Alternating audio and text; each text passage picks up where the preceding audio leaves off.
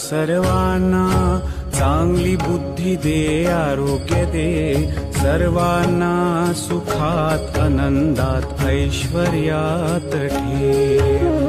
सर्वांचं भलं कर, कल्याण कर, रक्षण कर आणि तुझे गोड नाम मुखात अखंड राहू दे, मुखात अखंड राहू दे, मुखात अखंड राहू दे. ईश्वरा सर्वांना चांगली बुद्धी दे, आरोग्य दे सर्वांना, सुखात आनंदात ऐश्वर्यात ठेव.